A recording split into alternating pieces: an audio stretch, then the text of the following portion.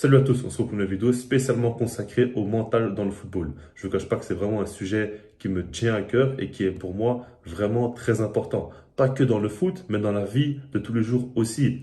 Rentrons directement dans le vif du sujet en parlant par exemple de l'école. Imaginez par exemple vous avez un examen. Vous connaissez la matière, vous avez étudié, mais vous avez beaucoup de stress, vous ne croyez pas forcément en vous, vous partez en mode défaitiste. Eh ben dans ce cas-là, forcément, vos chances de réussite baissent drastiquement. Mais c'est un petit peu le cas partout, même pour un sportif. Si jamais vraiment il a le niveau, il est fit, mais il a des problèmes dans sa vie, bah, ça va être plus compliqué pour lui de faire abstraction. Ça, il faut le prendre en compte. Mais du coup, aujourd'hui, on va voir deux points de vue. Le premier, c'est simplement ce que la vie privée d'un joueur peut vraiment impacter sur son moral déjà, ok, mais aussi sur ses performances sportives. Et le deuxième point de vue, ça va être surtout concernant les matchs en eux-mêmes, clairement, quand le mental flanche, comment ça peut impacter directement ses performances. Donc, on va commencer déjà par le premier point de vue et surtout avec Cristiano Ronaldo. Je parlais de lui parce que c'est vraiment le cas actuel qui fait beaucoup parler et du coup, c'est plus facile de comprendre comme ça.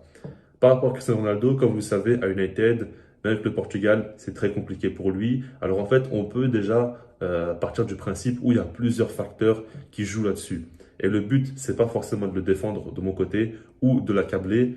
Très loin de là. C'est surtout pour que vous compreniez mieux. Mais en tout cas, Ronaldo, ce qui est sûr, c'est qu'actuellement, c'est pas le top. Vraiment, c'est pas le top. Et on parle beaucoup du fait que la perte de son fils impacte directement ses performances. Alors déjà, ce qu'il faut prendre en compte, c'est qu'il y a eu des déclarations qui sont sorties par rapport à son psy qui ne sont pas forcément vraies. Son psy n'a jamais vraiment parlé publiquement du fils de Ronaldo qu'il a perdu.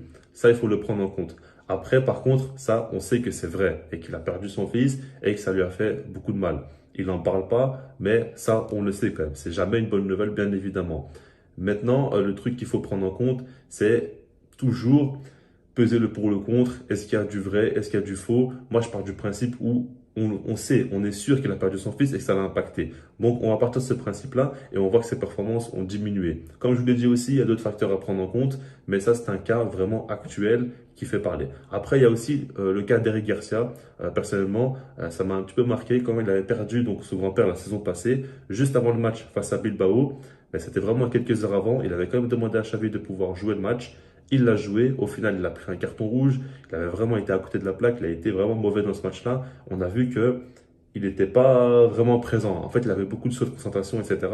Donc, on a vu que ça l'a beaucoup impacté. Et ça a été marquant quand même.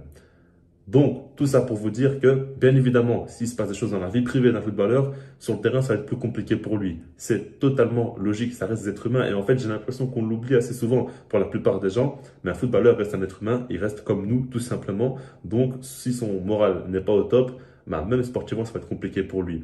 Le problème, c'est qu'en fait, on peut jamais vraiment savoir ce qui se passe dans sa vie. Parce que des fois, les footballeurs vont essayer un petit peu de cacher certaines choses, de ne pas le dire publiquement parce que ça leur fait beaucoup de mal. Et c'est logique. Mais en fait, on peut jamais vraiment savoir ce qui se passe. Mais il faut toujours se dire que, ok, il y a le côté sportif, mais il y a un côté harcèlement à vraiment sortir. Quand par exemple, je vois tout le monde s'acharner sur Ronaldo parce qu'il fait de mauvais matchs, enfin, pour moi, c'est exagéré. Il y a le clan Messi et le clan Ronaldo. Pour moi, c'est des gamineries, tout simplement. Personnellement, je suis pas fan de Ronaldo, ok, mais je vais jamais commencer à l'attaquer tous les jours, mettre des tweets sur lui ou quoi. Je trouve que ça sert absolument à rien. Et en fait, il faut comprendre que ça reste un être humain qui voit tout ça et ça l'aide pas tout simplement à aller mieux. Maintenant, on va passer à l'autre point de vue concernant tout simplement le mental durant les matchs. Et là, ben, on pense, par exemple, dans le côté positif, on pense au Real Madrid. Parce que eux, on le sait très bien, dans les moments compliqués, ils répondent présent. L'exemple le plus récent, c'est surtout en Ligue des Champions, la saison passée, où ils ont fait beaucoup de remontada, ils ont cru jusqu'au bout et ça les a beaucoup aidés. Ça, c'est vraiment le côté positif. Après, en côté négatif, bien évidemment, récemment, il y a eu le PSG, il y a eu le Barça, notamment aussi, ça, il faut le dire. Mais ce que je veux dire par là, c'est qu'en fait, quand tu es dans un match de foot, il y a toujours des temps forts et des temps faibles, des deux côtés. À part si vraiment il y a une domination totale, c'est vrai que des fois les matchs sont un peu déséquilibrés, c'est vrai. Mais généralement, quand on arrive dans les matchs de Ligue des Champions, les grosses rencontres, les grosses affiches, tu as des temps forts, tu as des temps faibles. Et en fait, pour moi, il y a un côté tactique. Et niveau tactique, ben, c'est limite un jeu d'échecs en fait, entre les deux coachs. Quand tu es avec deux coachs vraiment qui sont très forts tactiquement, ben, ça se joue des fois des détails, clairement. Mais en dehors de tout ce qui est sportif, tactique, etc., il y a le côté mental pour moi qui fait la différence. Des fois, dans les gros matchs, ça se joue à pas grand-chose et c'est vraiment juste le mental qui pourra faire la différence en fait.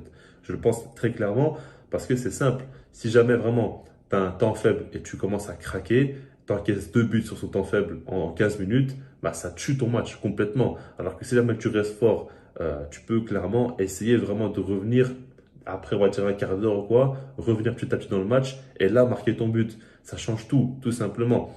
Maintenant, c'est vrai qu'il y a aussi un côté réussite, etc. Ce n'est pas le seul facteur à prendre en compte. Je pense que, bien évidemment, des fois, tu as plus de réussite que ton adversaire. Des fois, tu as un gardien qui fait un gros match, etc. Il y a plein de choses à prendre en compte. Mais pour moi, le mental est très important. Et même, tout bêtement, quand tu encaisses un but, comment tu vas réagir en fait? Ça, c'est très important à chaque fois de le voir. Des fois, tu as des équipes qui encaissent un but et puis qui coulent derrière, comme récemment, par exemple, le Barça face au Bayern. Quand Lucas Hernandez a mis son but, on a vu que l'équipe a un peu coulé pendant 10 ou 15 minutes. Et ça a coûté très cher parce qu'ils ont encaissé encore un deuxième but et ça a fait très très mal. Mais imaginez que par exemple, si tu encaisses le but, bah, direct après, tu remobilises un peu tes joueurs et tout le monde arrive vraiment à se remotiver. Et là, tu mets la pression, ça peut être différent. Et c'est ça qu'il faut se dire en fait. Donc, pour moi, le mental est un facteur clé de la réussite, que ce soit dans le foot ou dans la vie. Dites-moi si vous êtes d'accord avec moi ou non. Peut-être que vous pensez que j'exagère un petit peu par rapport à ça. En tout cas, moi, je vous donne vraiment ma vision des choses à ce niveau-là. Je vous laisse là-dessus et puis moi, je vous dis peace.